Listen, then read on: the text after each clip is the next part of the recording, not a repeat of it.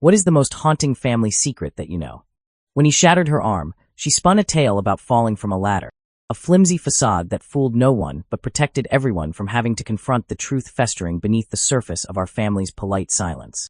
But it was her second husband who proved that sometimes the devil doesn't announce himself with fists and fury, but rather slips in quietly, wearing a mask of normalcy that conceals something far more sinister. The horror of his true nature revealed itself in the desperate phone calls that would come to my mother every couple of weeks, when my cousin, then just a child between 6 and 10 years old, would call, crying, while her mother was at work. For years, these calls remained a mystery to me, their significance locked away in the vault of adult understanding. But when I was 17 and my cousin 16, the truth finally emerged from the shadows where it had been lurking all along. Her stepfather, this man who should have been a protector, had been systematically assaulting her for years, turning her childhood home into a prison of terror and shame. My parents had discovered the truth about a month before I did, and they had taken their knowledge to the police, hoping to end the nightmare. But justice, like most things in life, proved to be more complicated than it should have been. My cousin, trapped in the twisted logic of trauma and fear, couldn't bring herself to speak up. She worried that sending her stepfather to jail would destroy her mother emotionally, choosing to carry the burden of her own pain rather than risk her mother's happiness.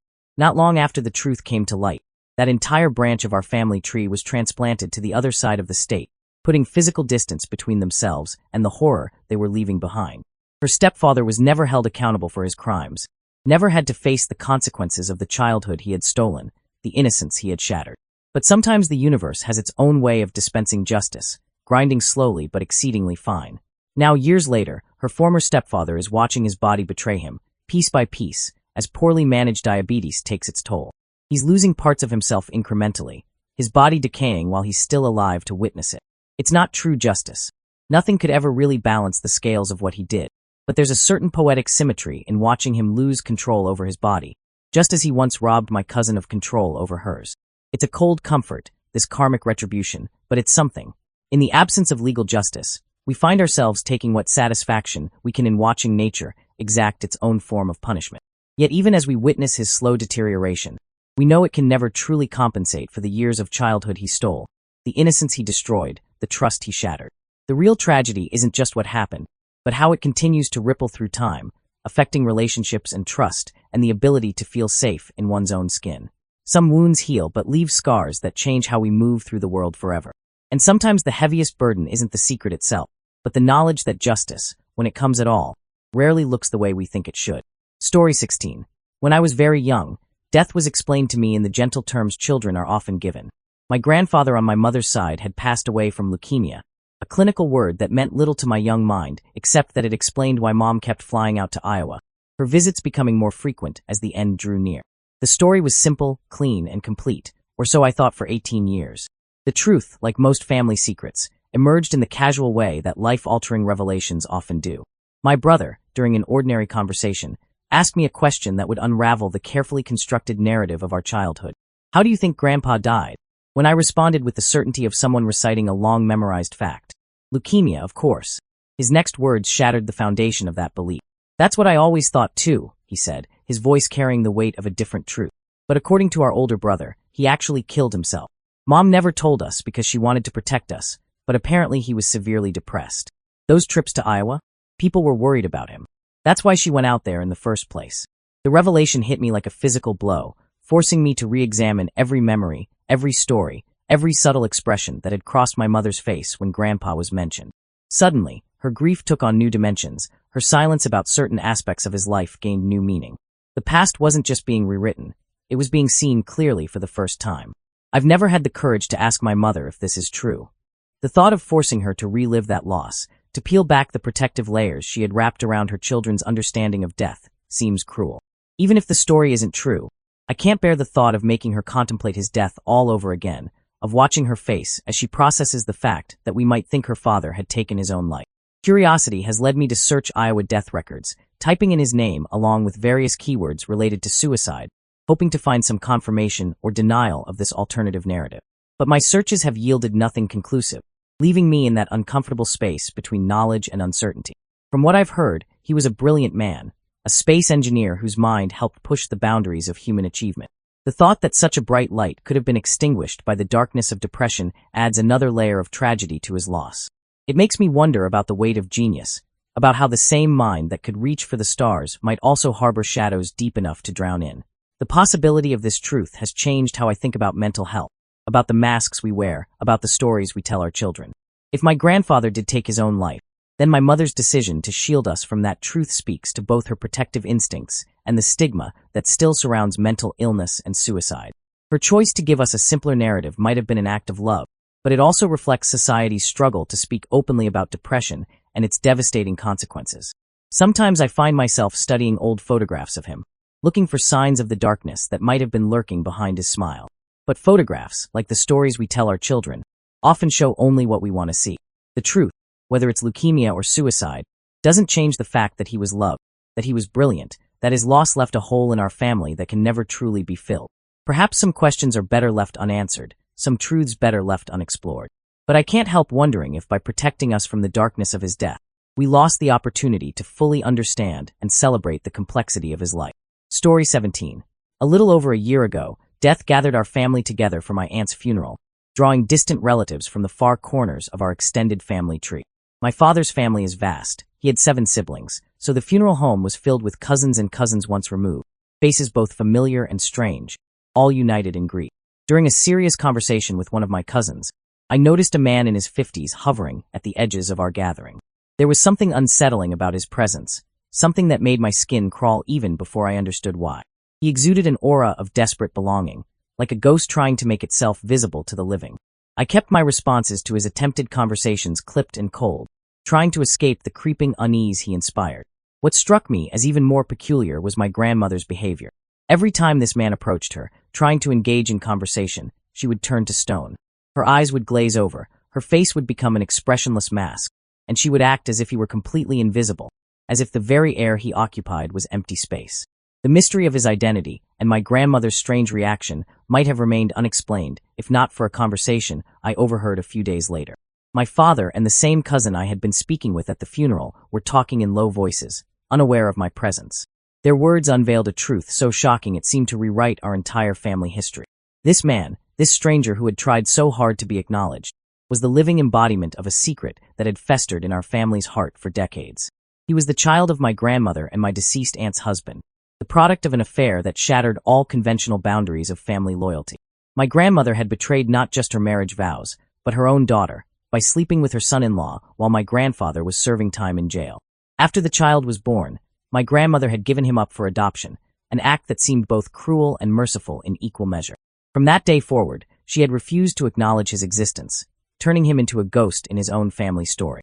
Her steadfast denial of his presence at the funeral was just the latest chapter in a lifetime of rejection. The revelation cast a new light on every family gathering, every holiday, every casual mention of the past. How many times had this secret sat with us at the dinner table, invisible but present? How many conversations had stopped short? How many glances had been exchanged? How many silences had been filled with this unspoken truth? Even now, my grandmother maintains her wall of denial. When confronted with the reality of her past actions, she refuses to acknowledge them, as if her denial could somehow unmake history. But the truth has a way of persisting, of making itself known despite our best efforts to bury it. The man, my uncle who is also my cousin, stands as a living testament to how one moment of betrayal can echo through generations. His presence at the funeral was both an act of defiance and a plea for recognition, a demand to be acknowledged as part of a family that has spent decades pretending he doesn't exist.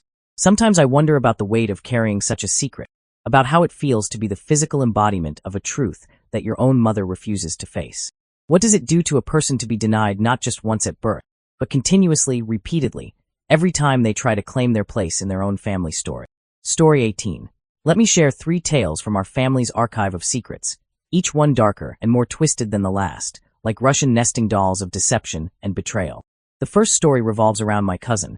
We'll call him the scummy cousin, who worked as a nurse providing in-home care for elderly patients. On the surface, his career choice seemed noble, a dedication to helping those in their twilight years. But beneath this veneer of compassion lurked something far more sinister. When my great-aunt, confined to her bed by disability, lost her husband to a sudden heart attack, the scummy cousin was chosen to care for her until suitable long-term arrangements could be made. It seemed like the perfect solution, family taking care of family. But 4 days into his caregiving, he made his true intentions clear, presenting my great-aunt with papers to sign. Something in those documents made her hesitate. Instead of signing immediately, she passed them to my mother for review. My mother, who had been supporting my great-aunt through her grief, discovered a chilling truth. The papers would have transferred power of attorney to the scummy cousin, giving him complete control over my great-aunt's life and assets. As my family began pulling at this thread, a disturbing pattern emerged. My great-aunt's house had been a pharmaceutical treasure trove, filled with everything from simple aspirin to powerful opioids. She had struggled with addiction throughout her life, and the only likely source for her vast collection of medications was the scummy cousin himself. Further investigation revealed an even darker truth. He had a history of caring for elderly women who mysteriously left him significant inheritances before their deaths. Each case seemed innocent enough on its own, but together they painted a picture of calculated predation, of a man who used his position of trust to manipulate vulnerable people for financial gain. The second tale centers on the racist uncle, a man I met at my grandfather's funeral. Initially, I was excited to discover this wealthy relative I barely knew existed. But my enthusiasm quickly soured when I overheard him make a comment about Germany for the Germans, revealing himself to be a full-blown racist whose wealth came from exploiting others through direct mail advertising scams. His offensive views were just the tip of the iceberg. At family gatherings, he would make inappropriate advances toward female relatives, including married women and, most disturbingly, my grandmother.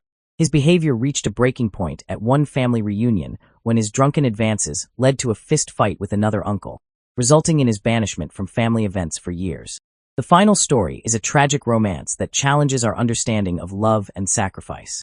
My great-aunt, the same one from the first story, passed away peacefully years after my uncle had died of a heart attack.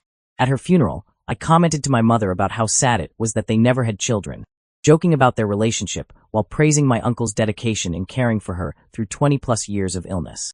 My mother's response revealed a truth that redefined everything I thought I knew about their marriage. My aunt and uncle had never had a sexual relationship. When my aunt was 15, she had been assaulted, an event that in those less enlightened times had labeled her as damaged goods. But my uncle's love transcended society's prejudices. He married her anyway, creating a partnership that defied conventional expectations. They were progressive for their time. She was one of the first women in their neighborhood to work outside the home. Together, they built a life filled with love, if not passion. When she became ill and bedridden for over 2 decades, he remained devoted to her care. She developed an addiction to medication, which he enabled, doing whatever it took to keep her comfortable and happy. My mother suspects they had an unspoken arrangement. He cared for her without complaint, while occasionally visiting brothels to meet his physical needs. It wasn't the fairy tale romance I had imagined for my elderly uncle, but their story speaks to a deeper kind of love, one based on acceptance, commitment, and the choice to stand by someone despite society's judgments. These 3 stories, woven together, paint a complex picture of human nature.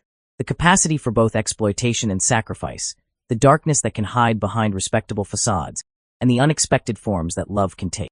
They remind us that family secrets often contain both shadow and light, cruelty and kindness, and that the truth is rarely as simple as we might wish it to be. Story 1. In the misty streets of 1940s Portland, a chilling tale unfolded that would haunt our family for generations. My great-aunt, a vibrant soul with dreams as bright as morning dew, vanished into thin air one ordinary workday. She was in her mid-20s, beloved by all, with no apparent troubles clouding her horizon. Then, like a candle snuffed out by an unseen breath, she disappeared.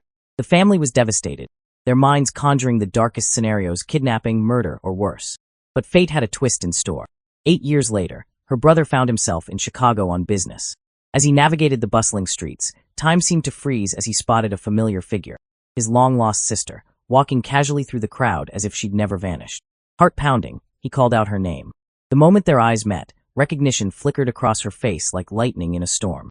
After a tense exchange, she invited him to her apartment, promising to unveil the mystery that had tormented their family for nearly a decade. At her modest dwelling, as her brother's questions tumbled forth like a dam breaking, she raised her hand for silence. "Let me catch my breath," she said, her voice trembling slightly. "I need cigarettes from the shop across the street. This is overwhelming." Something in her eyes seemed to plead for understanding, and against his better judgment, he agreed to let her go alone.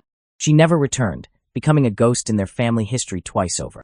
To this day, her true fate remains shrouded in mystery, leaving us to wonder what dark secrets she carried to her grave. Story 2. My family tree is twisted and gnarled, its roots tangled in darkness that few dare to speak of. Let me share a few branches of this poisoned tree, and you can judge which bears the most bitter fruit. Uncle Jeff, a man whose soul was as black as the bottom of a whiskey bottle, committed an unspeakable act one night in his drunken rage. He murdered his best friend in cold blood. But in our town, justice wore a familiar face. My grandfather, the police chief, merely slapped his son's wrist and buried the truth deeper than the victim's grave. The darkness in Uncle Jeff's heart grew like a cancer. He began trafficking his own daughters, offering their innocence to strangers who lined his pockets with blood money. Their mother, finally finding the courage that comes from maternal desperation, fled with her precious cargo, but the damage was already done. Years later, both girls became pregnant by their stepfather, a wolf in shepherd's clothing who preached salvation on Sundays while dealing damnation behind closed doors. My grandfather's death certificate claims cancer took him, but that's just another pretty lie we tell at family gatherings. The truth of how he contracted his fatal illness remains locked behind tight lips and averted eyes, a testament to our family's talent for selective memory. This same grandfather, who wore respectability like an ill-fitting suit, found perverse pleasure in spreading vicious lies about my mother, his own daughter. He would fabricate stories of her infidelity, cackling with delight even as he drove her to the hospital, her body broken by my father's fists, fueled by those very lies.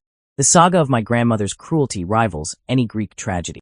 When her favorite son dared to love a woman she deemed unworthy, she orchestrated a nightmare. Money changed hands in dark alleys, and soon the poor girl learned the price of loving above her station, through bruises, terror, and the kind of trauma that never fully heals.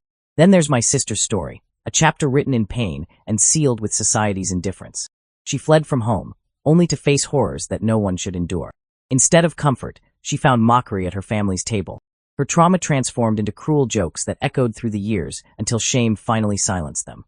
Each branch of our family tree drips with secrets dark enough to poison generations. Yet we continue to grow, twisted and gnarled, in soil fertilized by lies and watered with tears. Story 3. In the heart of East Boston, where family bonds run as deep as the harbor waters, I witnessed a tale of old-world justice that still sends shivers down my spine. Our modest three-person household was violated one night.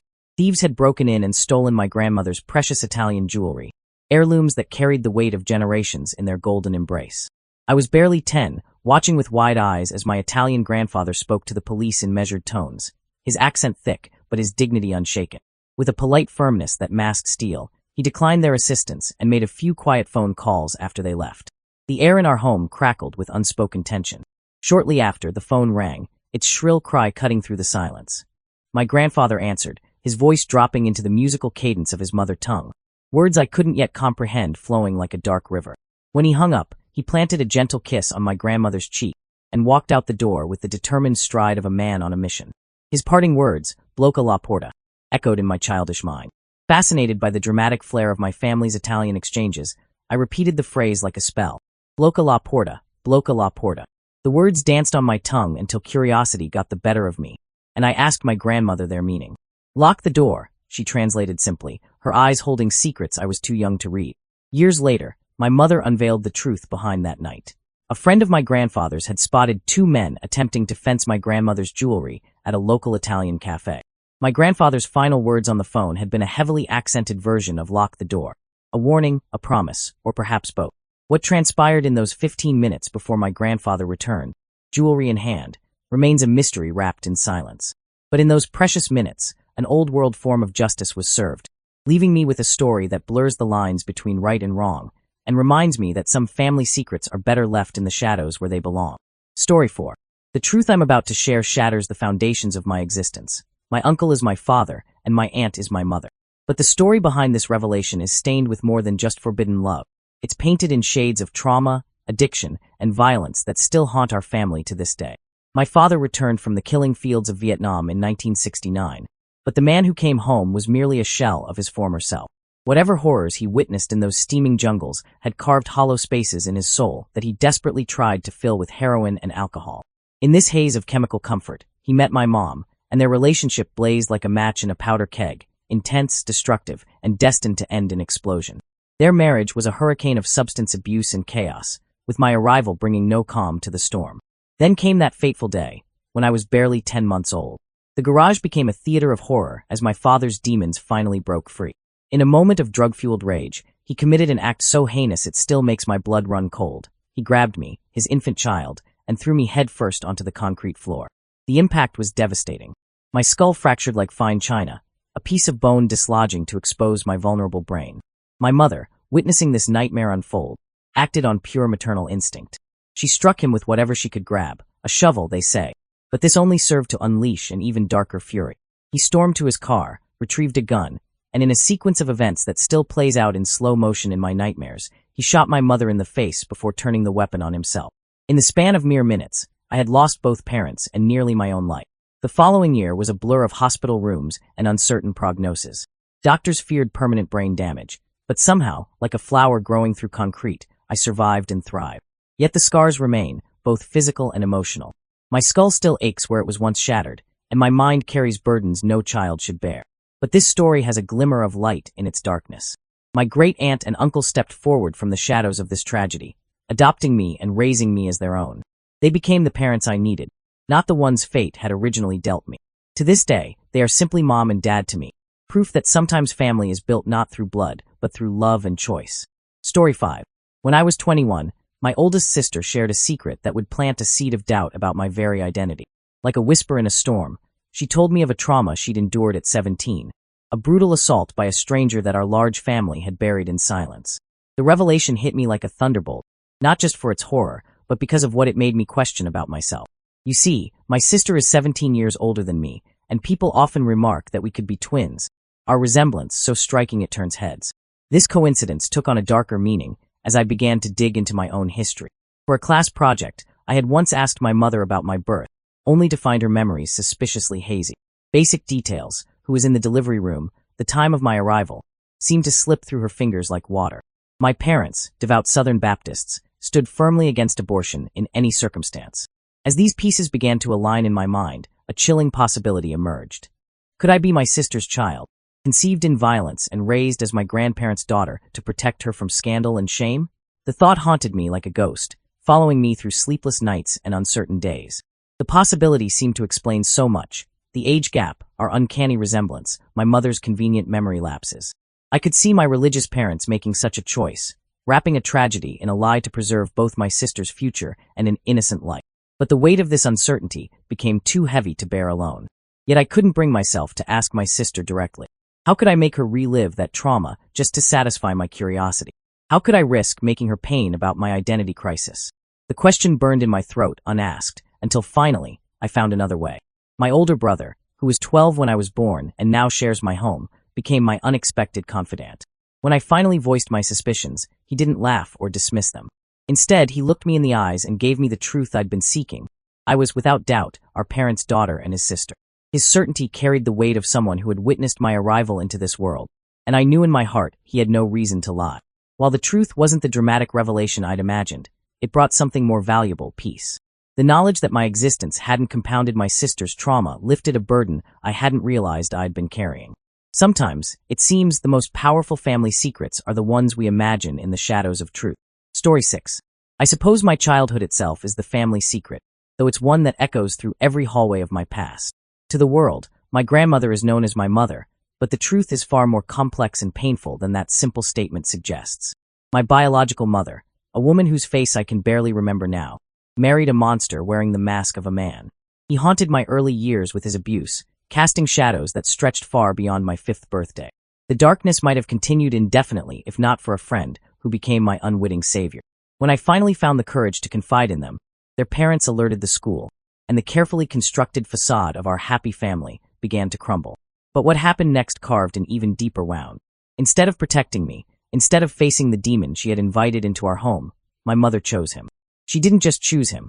She actively worked to shield him from the consequences of his actions. In a betrayal that still takes my breath away, she placed me in foster care, declaring me a liar to protect her husband from charges. The final twist of the knife came when she filed a restraining order against me, her own child, effective until my 18th birthday. Providence, or perhaps fate, intervened in the form of my grandmother, a woman who would redefine motherhood for me. She adopted me, and our family moved across the state, putting physical distance between us and the shadows of my past. But some shadows are harder to outrun than others. Growing up wasn't just about navigating the usual challenges of childhood. It was about explaining the unexplainable. I remember one particular incident that crystallized the complexity of my situation. I had gotten into trouble at school, and when they wanted to call my parent, I had to tell them to call my grandma. The vice principal's confusion was palpable. Grandma wasn't listed on my file, only Mom was. How do you explain to a stranger that the woman listed as your mother had chosen your abuser over you, while the woman who truly mothered you was officially just your grandmother? It's not a story I share often. The words still catch in my throat when I try to explain how the woman who gave me life rejected me, while the woman who gave me a future embraced me completely. My grandmother, who stepped into the role of mother with such grace and determination, is the only mother I've ever truly known. She taught me that sometimes the strongest family bonds are forged not in blood, but in choice, in the daily decision to love, protect, and nurture, even when biology says you don't have to. Story 7. There's a whispered legend in my family about my great-grandmother, Gigi, we called her, that sends chills down the spine of anyone who hears it. They say she was a black widow, a woman whose path to widowhood was paved with 4 dead husbands and circumstances that stretched the boundaries of coincidence far beyond breaking. One husband's death particularly stands out in the family lore, the one allegedly stabbed to death by Gigi's brother. The official story, polished smooth by years of repetition, claims he walked in on the husband attacking her and acted in defense of his sister. No charges were ever filed, no questions were ever asked, and the truth was buried along with the body. But perhaps the most telling piece of this dark puzzle was my grandmother's reaction. She cut all ties with Gigi when she was just 18, back in 1950. The silence between them stretched across decades like a frozen river, unthawed even by Gigi's death in 2014 at the age of 96. That's an awfully long time to maintain such absolute silence between mother and daughter, the kind of silence that only the heaviest of secrets can justify. The whispers say my grandmother knew the truth about her father's death, knew it wasn't self-defense or accident, but something far more sinister. They say she witnessed something that day that made it impossible for her to ever look at her mother the same way again. But even after Gigi's death, my grandmother keeps that secret locked behind lips that refuse to speak of it. I grew close to Gigi in the final decade of her life. Most of the time, she was everything you'd expect in a great-grandmother: warm cookies, gentle smiles, and endless stories about the good old days. But sometimes, when something stirred her anger, I'd catch a glimpse of something else. Her eyes would change, taking on a predatory gleam that made my blood run cold. In those moments, I could see what might have made my grandmother run all those years ago. It was like watching a mask slip, revealing something ancient and dangerous underneath. Her sweet grandmother persona would crack, and through those cracks would seep a darkness that made me question everything I thought I knew about her. In those moments, the family rumors didn't seem so far-fetched anymore. Was she really the Black Widow they whispered about? Did she truly orchestrate the deaths of 4 husbands? The truth died with her in 2014, but sometimes when I remember those moments when her mask slipped, I think I already know the answer. Some family secrets are written not in words or deeds, but in the chilling glint of an eye and the weight of decades of silence. Story 8. A cousin of mine passed away recently, his life cut short by the demons of addiction that had haunted him through his final days. But in his last moments of clarity, he expressed a single burning desire: to know what had become of his father. It was a question that opened a Pandora's box of family secrets, revealing how the past can cast long shadows over multiple generations. His father had been a monster in human skin, a man who had beaten my cousin mercilessly when he was just 2 years old. The brutality was so severe that it finally gave my aunt the courage to flee, taking her 4 children away from their tormentor. For over 40 years, none of them had heard from or spoken of their father again. The 3 surviving siblings wanted nothing to do with him, preferring to let sleeping demons lie. But death has a way of stirring up buried truths. My curiosity, sparked by my cousin's final wish, led me down a digital rabbit hole of online research. What I discovered was a tale of 2 families, one broken by violence, another built on wealth and privilege. Their father, it turned out, had died about a decade ago. But before his death, he had created a new life for himself, complete with a second family that my cousins never knew existed. The contrast was stark and cruel. While my cousins struggled with poverty and its accompanying hardships, their half-siblings lived lives of comfort and abundance. The irony of fate twisted even deeper. One of the daughters from his second family lives in our community, attending the same megachurch as one of my surviving cousins. They've probably passed each other countless times in those hallowed halls, never knowing they share the same blood, never suspecting that the stranger in the next pew is actually their sister. I've chosen to keep this knowledge locked away, holding it like a loaded gun that could shatter multiple lives if fired. The only circumstance that would compel me to reveal this truth would be if their children, unknowing cousins, might begin dating each other. It's a secret I carry not out of malice, but out of mercy, understanding that sometimes ignorance truly is bliss. The story serves as a stark reminder that family trees often have hidden branches, and that the sins of the fathers can create ripples that affect generations to come. Some secrets, like this one, are better left buried in the soil of the past, lest they poison the future with their bitter truth. Story 9. Growing up, my mother spun a tale of injustice that shaped my understanding of our family's past. According to her carefully crafted narrative, She had been wrongfully arrested because of my father's reckless behavior. A simple case of marijuana stashed in her car without her knowledge. This story explained away the 5 years my brother and I spent living with my father's adoptive parents, while both our biological parents served time behind bars. I was young enough then to accept this version of events without question, my child's mind painting my mother as a victim of circumstance and my father as the villain of the piece. The truth, like most family secrets, lay buried beneath layers of lies and half-truths, waiting for time to erode its covering. Recently, my grandparents returned a box of my childhood belongings, and buried among the toys and photographs were court documents that told a very different story. The papers painted a picture so dark it made me question everything I thought I knew about my early years. We weren't removed from my mother's custody because of a simple drug charge. We were rescued from a nightmare.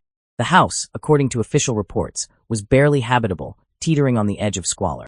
While the refrigerator held little food for her growing children, it never lacked space for her precious marijuana. But the most damning evidence was written on our bodies. My brother and I bore the marks of systematic abuse. I had a broken rib, while my brother's skull bore the spiderweb patterns of a fracture, silent testimonies to the horror we had endured. Despite this damning evidence, the system eventually returned us to her custody. By then, she had a new boyfriend who proved to be cut from the same violent cloth as those who came before. My brother, already struggling with muscular dystrophy, became a target for her psychological warfare. She wielded manipulation like a master artisan, convincing him that our grandparents, the very people who had provided us safety and stability, harbored hatred for him. To this day, my mother maintains her carefully constructed facade of victimhood. In her narrative, she's the heroic single mother who sacrificed everything for her children. She wears this mask of martyrdom with the skill of a seasoned actress, but I've seen behind the curtain. I've read the truth in those yellowed court documents, felt it in the phantom aches of long-healed wounds. Like many narcissists, she's created an alternate reality where she's always the protagonist, never the villain.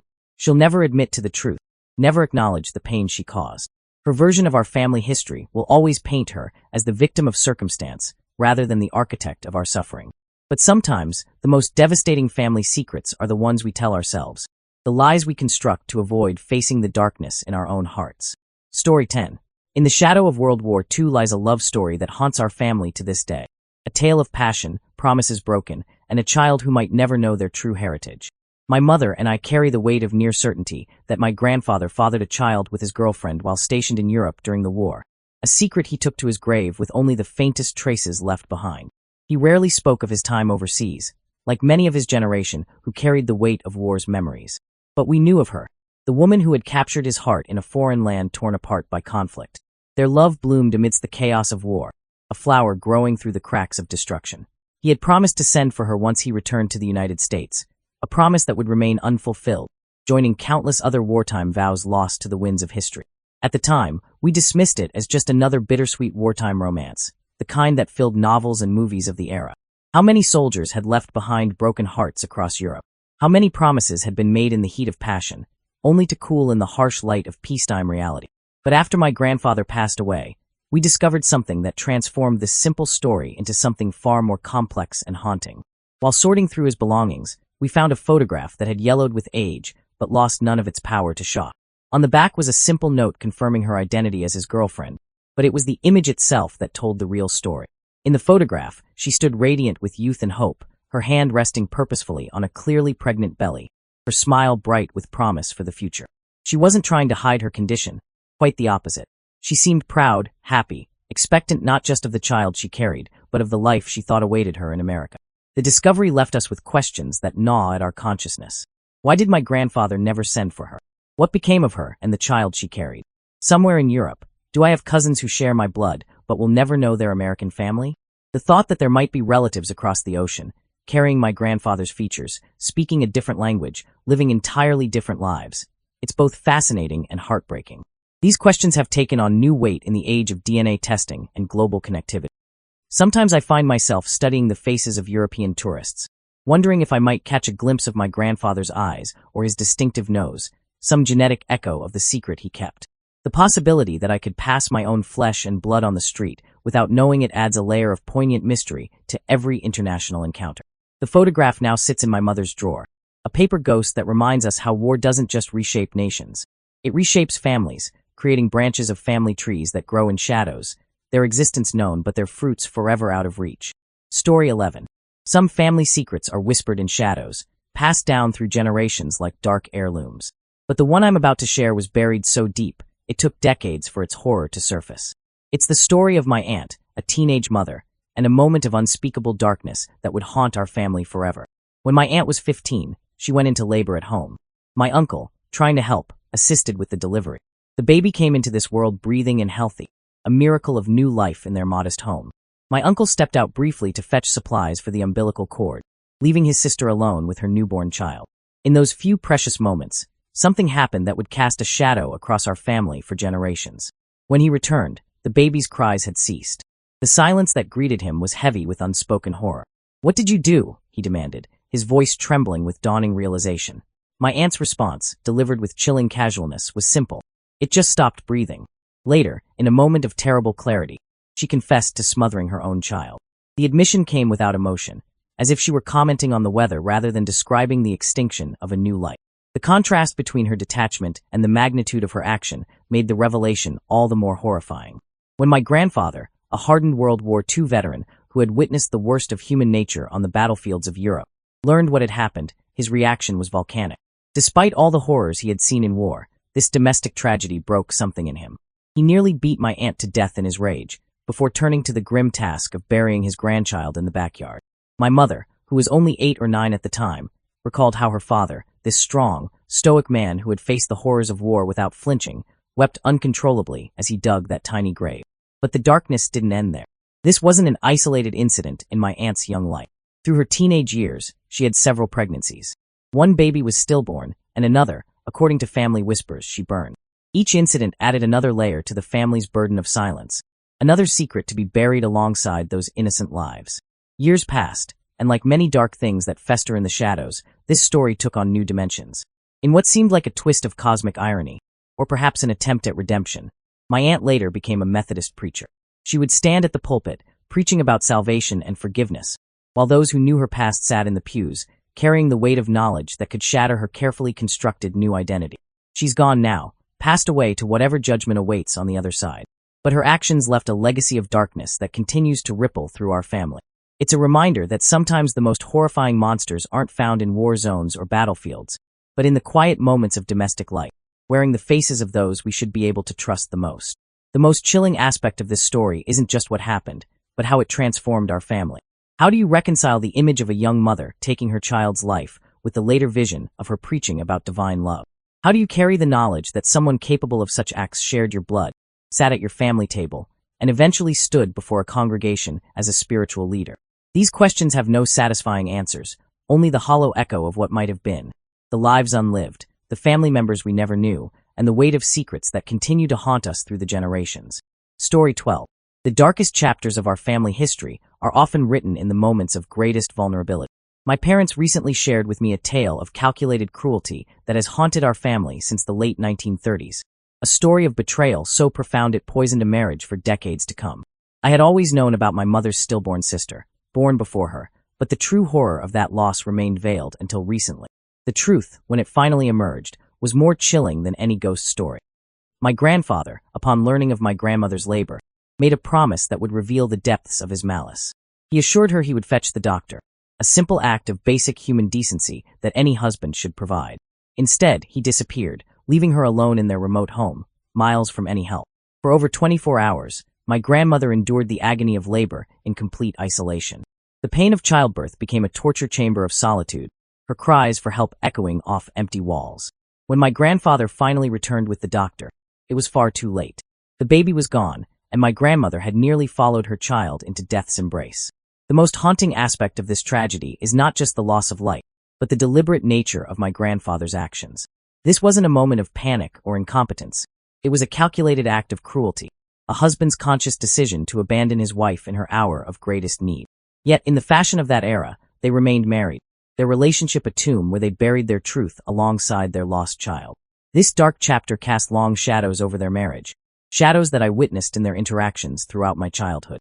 When my mother was born years later, my grandmother took no chances. She walked herself to the doctor's office while in labor, refusing to trust her fate, or that of another child, to the man who had betrayed her so completely. But this wasn't the only skeleton in my grandfather's closet. On his deathbed, he shared something with my father, a secret so horrific that my father refuses to speak of it to this day.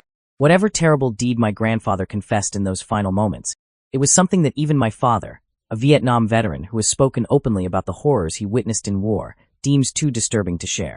The weight of this unknown secret hangs over our family like a dark cloud. What could be so terrible that a man who has seen the brutality of Vietnam considers it unspeakable? What demons did my grandfather carry from his time in World War II that were worse than the atrocities my father witnessed in the jungles of Southeast Asia? Sometimes I catch my father's expression darkening when my grandfather's name is mentioned, and I wonder about the burden he carries, the knowledge of that final confession. The secret has become a phantom limb in our family tree, something we can feel but cannot see, its presence marked only by the pain it causes. Perhaps some secrets are better left in the grave, some stories better left untold. But I can't help but wonder what darkness my grandfather carried to his grave, what final truth was so terrible that it must remain forever unspoken, even after his death. Story 13. Time has a way of unraveling even the most carefully woven secrets. Around the time of my birth, a thread came loose in the fabric of our family's history, a thread that, when pulled, would reveal a tapestry of infidelity that changed everything I thought I knew about my origins. My grandfather, a man whose reputation preceded him in our corner of the San Francisco Bay Area, betrayed my grandmother in a way that would echo through generations. He had an affair with another woman, a dalliance that resulted in a child, a half-uncle I never knew existed until now.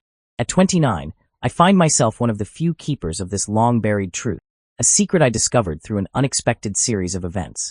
The revelation came while I was living with my grandparents, helping care for them in their twilight years.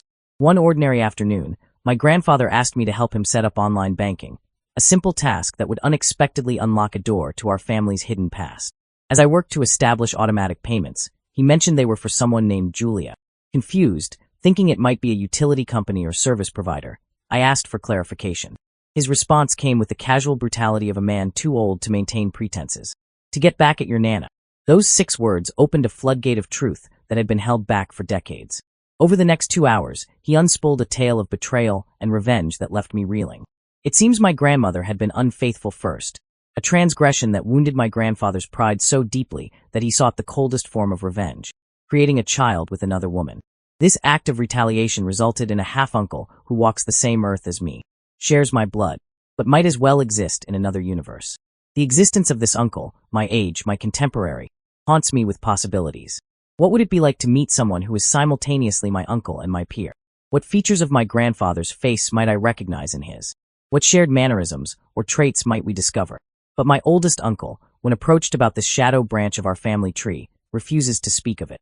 His silence speaks volumes about the depth of this family wound, about how some betrayals cut so deep they can never fully heal. The weight of this knowledge sits heavily on my shoulders. The understanding that somewhere out there, I have an uncle who might not even know of his true parentage, who might be living a life completely unaware of his connection to our family. It's strange to think that this secret, born from a moment of vengeful passion, has shaped our family in ways we're only beginning to understand. The regular payments to Julia, the steadfast silence of my oldest uncle, the careful way my grandfather revealed this truth to me. All of these are ripples from a stone cast into our family's pond decades ago. Sometimes I wonder if I should try to find him, this unknown uncle of mine. But then I remember how secrets like these are often better left undisturbed, how truth can sometimes be more destructive than silence. For now, I carry this knowledge like a stone in my pocket, always present, occasionally weighing me down, but ultimately part of who I am and where I come from. Story 14. At 17, my world tilted on its axis when my father revealed a truth that had been hidden in plain sight throughout my entire life. With words that fell like hammer blows, he told me about another child he had fathered 16 months before my birth, a son born during a brief separation from my mother, a brother whose existence had been known to everyone in our family except me. The revelation was like watching a familiar photograph suddenly develop new details, previously invisible yet glaringly obvious once seen. My brother, this shadow sibling, had been raised solely by his mother, existing in a parallel life that occasionally intersected with ours in ways I had never recognized.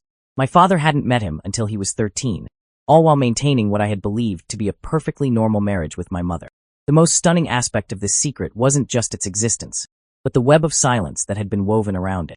My mother, I learned, had been complicit in this elaborate dance of denial. She and my father had struck a Faustian bargain. He could maintain his marriage and family life with us, but only if he severed all ties with his other son and the woman who bore him. It was a cruel arithmetic of love and abandonment, where my family's wholeness was purchased at the price of my brother's fatherlessness. My grandparents, those loving figures who had seemed incapable of deception, had been active participants in this conspiracy of silence.